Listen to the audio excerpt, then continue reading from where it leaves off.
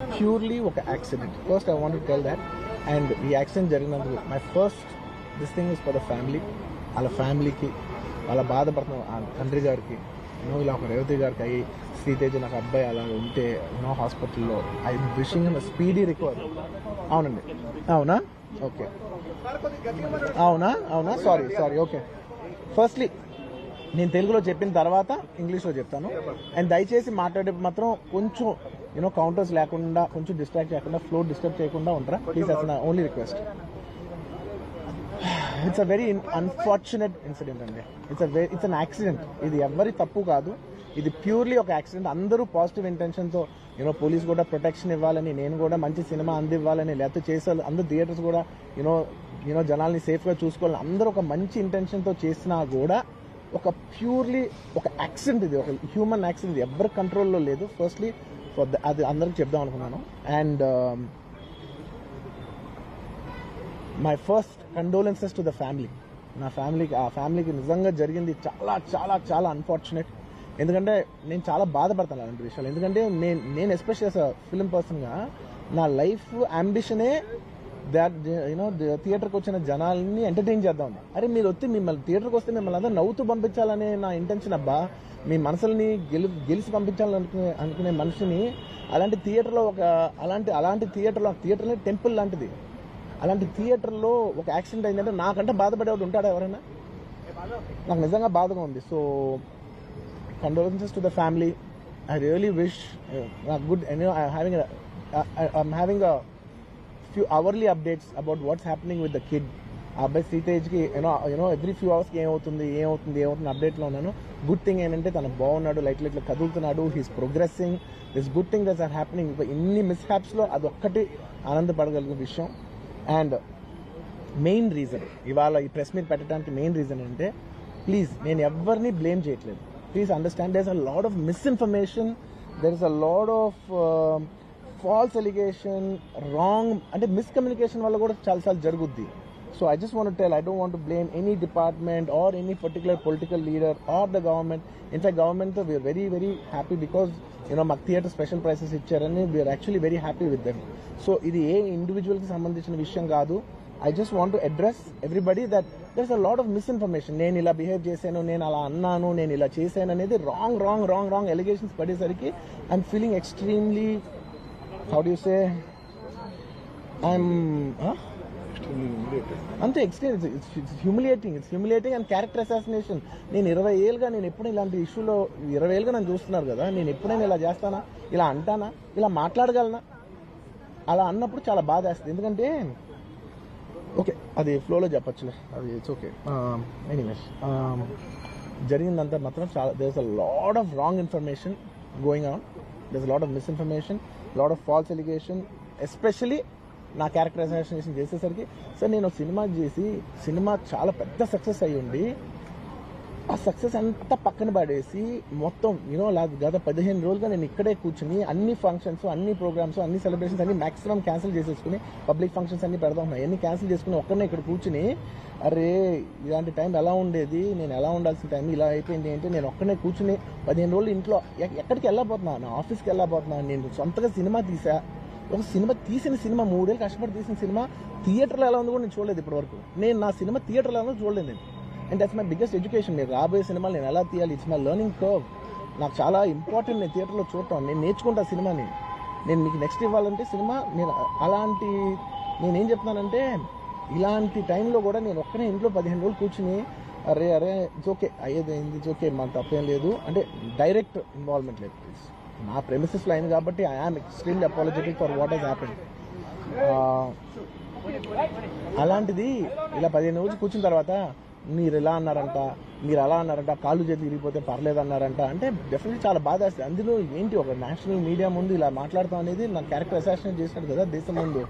అరే నేను కష్టపడిందే ఈ 3 ఏళ్ళు తెలుగు, నా ఆడియో ఫంక్షన్ చూడండి నేనేమన్నాను, నా సినిమా చూడండి అది అన్నాను, నేనేమన్నాను, అరే మన తెలుగు పరువు తీసి ఎక్కడో నిలబెడదామని ఒక అటెంప్ట్తో చేశాను. అలాంటిది నేను అంత ప్యూర్ ఇంటెన్షన్తో చేస్తే నేను ఇలా చేశాను అలా చేశాను, నా మీద ఫాల్స్ ఎలిగేషన్ నాకు ఎంత బాధ వేస్తుంది. This is personally I mean to nobody. I respect everybody. నేను అసలు ఇదేం పర్సనల్ అటాక్ కాదు, ఏమీ కాదు. నేను జస్ట్ నా గురించి ఫామ్ అవుతున్న ఇన్ఫర్మేషన్ పీపుల్కి చెప్దామని. దట్ ఇలా జరుగుతుంది, ఇది నిజం కాదు, దయచేసి అర్థం చేసుకొని చెప్పడానికి. అండ్ ఒక సిరీస్ ఆఫ్ ఈవెంట్స్లో చెప్తాను జరిగిన విషయం. ఏమంటే జరిగిన విషయం చాలా అన్ఫార్చునేట్. నేను గత 3 ఏళ్ళుగా ఈ సినిమా థియేటర్లో చూస్తేనే నాకు తెలుస్తుంది. అంటే నేను ఇన్ని కోట్లు పెట్టి అమ్మాం కదా సినిమా, నాకు రెస్పాన్సిబిలిటీ ఉంటుంది. సినిమా ఎలా ఉంది థియేటర్లో చూస్తే నా 3 years ఎఫర్ట్, అది జస్ట్ ఒక షో కాదు. నాకు ఎమోషనల్గా అది 3 years ఎఫర్ట్.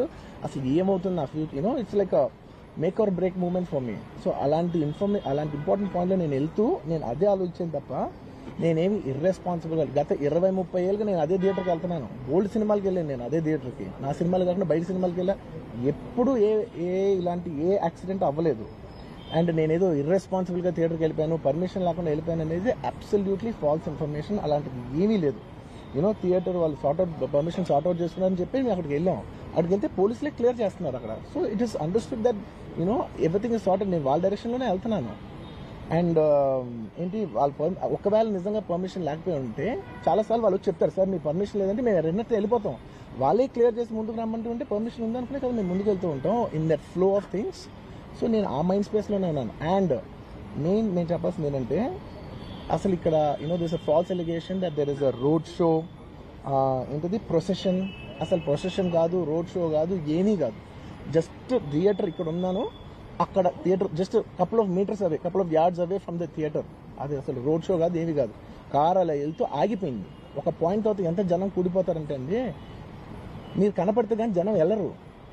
బౌన్సర్లు కానీ ఎవరన్నా పోలీస్ కానీ అందరూ అడుగుతారు, సార్ మీరు ఒక్కసారి వేవ్ చేసాను సార్ వాళ్ళు వెళ్ళిపోతారంటే మేము మామూలుగా ఎప్పుడు బయటకు వచ్చి అందరికి వేవ్ చేస్తాం. అది నేనే కాదు, ఎనీ లీడర్, ఎనీ సెలబ్రిటీ ఎవరైనా అడగండి, మనం వేవ్ చేస్తేనే వాళ్ళందరూ జరుగుతారు. ఓకే చూసాం, సాటిస్ఫాక్షన్ ఉంటుంది, అప్పుడు దే స్టార్ట్ మూవింగ్ అవే. ఆ దీని మీద చేశాను. And is also respect. ఇంత వేల మంది చూస్తానికి వచ్చినప్పుడు నేను నా కార్ లోపల, టెంటెడ్ కార్ లోపల దాక్కుని కూర్చుని ఉన్నా. బట్ అంతమంది అంతమంది వచ్చినప్పుడు వాళ్ళకి ఏం కావాలి, హీరోది ఒక గ్లిమ్స్ కావాలి అంతే. అది కూడా ఇవ్వకపోతే నేను ఎంత యారగెంట్ కింద ఉంటుంది. ఇంతమంది ప్రేమ చూపిస్తే నా కాలు కూర్చున్నారా అనుకుంటాను నేను.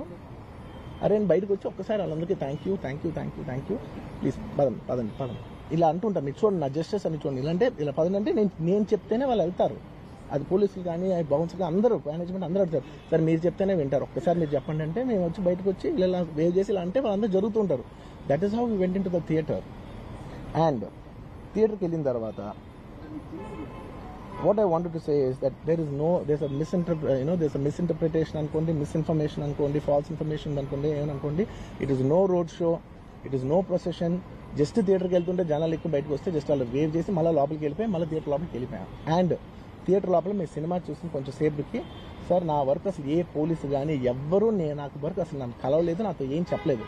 నాకు చెప్పిన వల్ల అది పైగా మా మేనేజ్మెంట్ సైడ్ నుంచి వాళ్ళు మా వాళ్ళు వచ్చి చెప్పింది ఏంటంటే, సార్ బయట ఓవర్ క్రౌడ్ అవుతుంది, మీరు దయచేసి వెళ్ళిపోండి అని చెప్పారు.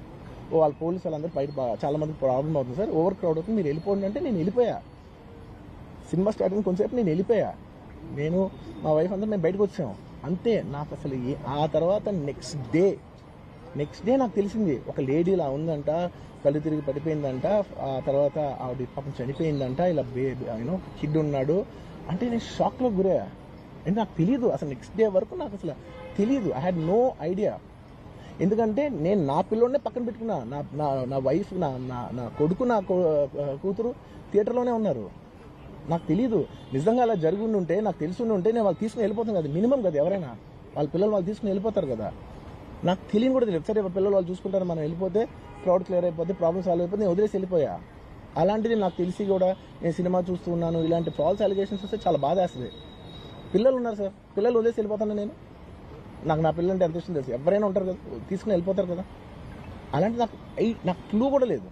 నేను ఇంటికి వెళ్ళిపోయిన తర్వాత నేను వెళ్ళిపోయిన నెక్స్ట్ డే నాకు మార్నింగ్ తెలిసి చనిపోయారంటే షాక్ అయ్యాను నేను. షాక్ అయ్యి ఇమీడియట్గా నేను బాస్కి ఫోన్ చేశాను, మా బన్నీ బాస్కి ఫోన్ చేసి, బాస్ ఇమీడియట్గా హాస్పిటల్కి వెళ్ళి వాళ్ళ కలు నేను వస్తానంటే, సార్ నేను మొత్తం అక్కడ వెళ్ళి చెక్ చేసి వస్తాను, వాళ్ళందరూ ఎమోషనల్గా ఎలా ఉన్నారు ఏంటో మనం ఫస్ట్ చెక్ చేసుకున్న తర్వాత మీరు దిగాలి కొంచెం ఆగండి సార్. వెళ్ళిపోయిన తర్వాత వాసు నేను వస్తానంటే, సార్ మీరు రావద్దు ప్లీజ్, దయచేసి మీరు హాస్పిటల్ రావద్దు, ఇక్కడికి గందరగోళం అయిపోద్ది, నేను నైట్ మీరు థియేటర్కి వెళ్ళారు, ఇష్యూ అయింది, చాలా ప్రాబ్లం అయింది, ఇప్పుడు మీరు హాస్పిటల్కి వచ్చి మళ్ళీ ప్రాబ్లం అయితే మాత్రం సార్ చాలా ప్రాబ్లం అవుతుంది సార్, నేనే వాళ్ళని కొంచెం వాళ్ళ రిచువల్స్ అన్నీ అయిపోయిన తర్వాత మీ దగ్గర తీసుకొస్తానని చెప్పాడు. ఓకే అని వెయిట్ చేసేసరికి ఇమీడియట్గా ఏం చెప్పారు, సార్ ఏమనుకోవద్దు, వాళ్ళు మీ మీద కేసు ఫైల్ చేశారు, ఇప్పుడు మీరు వాళ్ళు కలవడానికి లేదంటే నేను మా లీగల్ టీం అదేం పర్లేదు వాసు నేను వచ్చేస్తాను. నేను కొంచెం మూర్ఖంగా మాట్లాడుతుంటే, సార్ మా లీగల్ టీం చాలా స్ట్రిక్ట్గా చెప్పింది, sir they file the case on you. మీరు ఇప్పుడు వెళ్ళి